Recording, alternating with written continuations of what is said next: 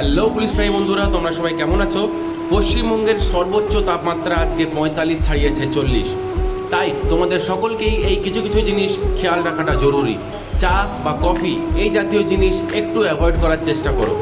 তেলে ভাজা জিনিস, ফ্যাট জাতীয় জিনিস বা অ্যানিম্যাল প্রোটিন এই জিনিসগুলোকেও একটু অ্যাভয়েড করার চেষ্টা করো।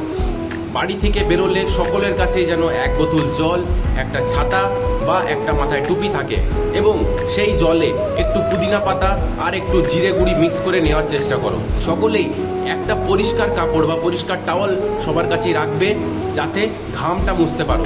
তা না হলে কিন্তু র্যাশেস বেরিয়ে যাওয়ার চান্স আছে। বাইরে রোদ থেকে এসে কেউ হঠাৎ করে জল পান করবে না। সকলেই দুবেলা করে স্নান করার চেষ্টা করবে, সকালে এবং সন্ধ্যায়, এবং সেই জলে 5-6 ফোঁটা সুধলের ড্রপ ফেলে দেওয়ার চেষ্টা করো।